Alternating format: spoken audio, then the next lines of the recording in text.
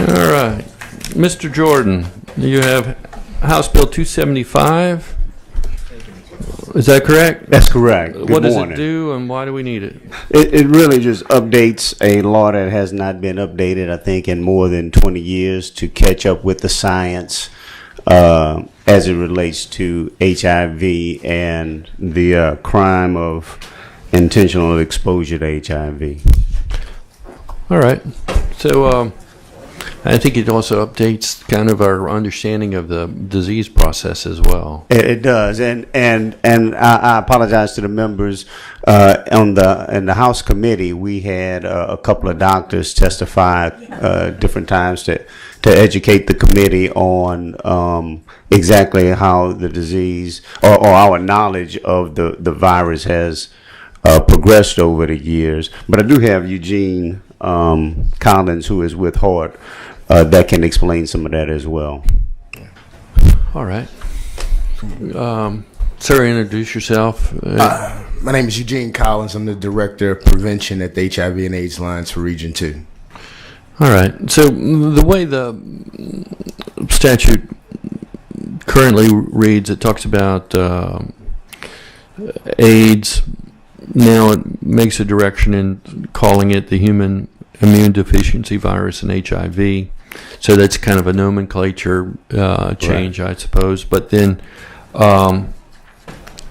this additional language of if at the time of the exposure the infected person knew he was HIV positive, I guess, do we get the people's medical records to prove that? Is this given a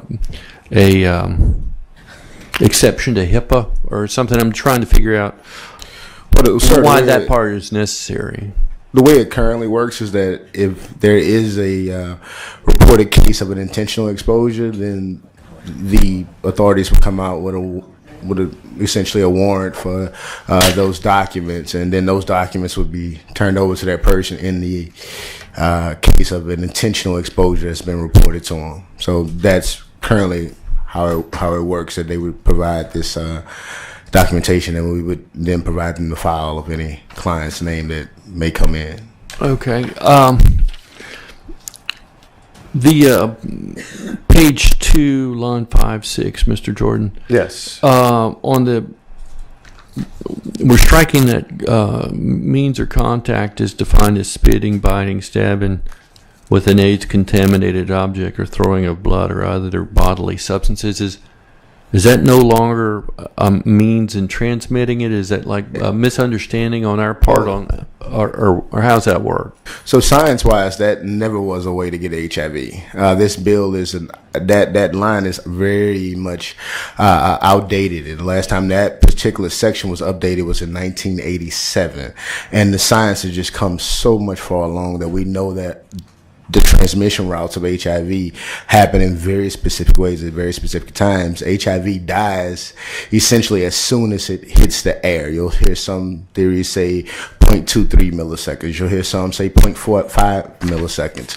But in the essence, it dies as soon as it hits the air. So you can't contract HIV that way. It's scientifically impossible, and that's cited by the CDC as well. All right. So how do you contact it? Is it purely through sexual contact? It'll be through sexual contact. Injection drug use is on the rise again. For a while, we had kind of eradicated that, but we're seeing that make a comeback during childbirth. Although there's not a lot of cases, we still statistically will see about maybe 2 to 4 babies a year, which even though it's low, is still the highest in the nation. We need to do some work around that too. So you see it through sex, childbirth, drug use, and those means. And those of us in Baton Rouge know that we have just an incredibly high rate of HIV here, and it's another one of those lists that we're at the top of that nobody is proud of, that we're trying to make some headway on. Right. And I'm sorry. No, I'm just Does this do anything to help us with that? Well, I think it does a couple of things. I can tell you this: just having a conversation and being involved with the advocates has certainly enlightened me on some things. For instance, I'm not sure if many of the committee members know there's a pill now that's called the PrEP pill, and this is part of the reason why the legislation was brought forth initially. If someone has a partner who is living with HIV, and the partner that does not have HIV, is not living with HIV, takes that PrEP pill, it reduces your chances almost to nil Around that you would that other person could transmit that disease to you.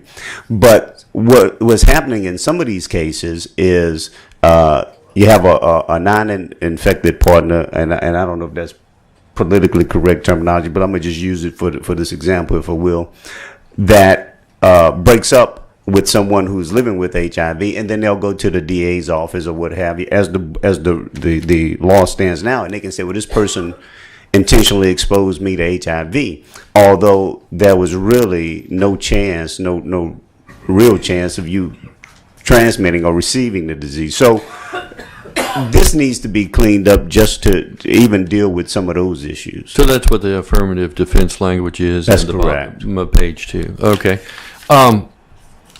I have an amendment, members. It's Amendment 3459. If we could pass it out. On page 17, you have some discussion about no person intentionally. Line 17, page 1. Okay. No person shall intentionally expose a police officer. And then on the next page, you give on page 2, line 9, you give a definition of police officer that's really not a police officer. And so what the amendment does is it inserts the word first responder in the place of police officer. I think it achieves what you're trying to do, and we don't have to come up with a crazy definition of police officer that it's not a police officer. And I have no objection to that amendment. And part of that is we want to make sure that we not only covered police officers, but in emergency situations, first responders, firefighters, whatever, who came forward. So yeah. So I think we're saying the same thing. It's just I don't want to, in trying to achieve what you're wanting to do, I don't want to distort what a police officer is in one part of the code and make it confusing. So Amendment 3459 is offered by the chair. Is there any objection to Amendment 3459? No objection. Amendment will be adopted. Senator Barrow has a question or a comment or a motion. Senator Barrow. Thank you, Mr. Chairman. I think it's all of the above. And certainly there have been some cases where this have actually happened and people have been wrongly accused. I actually had an opportunity to meet with some people during the interim who shared with me the need for this legislation. So I want to applaud you for bringing it. And at the appropriate time, Mr. Chair, I'd like to ask that we pass House Bill 275 as amended. All right, we have some green cards and one red card. So I'm going to read the green cards. President does not wish to speak. Scott Kirkpatrick. Chiefs of Police. Fabian Blanche. Louisiana Association of Chiefs of Police. Kerry Koch. Chiefs of Police. Kevin Hayes. Eugene Collins, Sharon DeQueer, Carrie Ozane, and Meta Smith Davis, all in favor. I don't believe any wish to speak. If I misclassified whether you wish to speak or not, and you do wish to speak, now's your opportunity. Before we move on, since I'm still on, can I say something when you finish? Sure, go. I'm sorry. We have one red card. I'm going to read that, and then we'll turn it back over to you. It's from Steve Kaufman with the Advocacy Center. Is Steve in here or in the hall?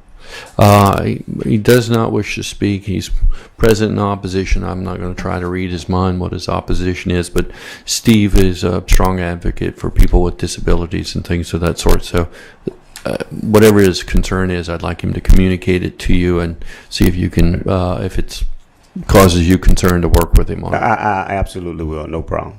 Senator Barrow. Yes.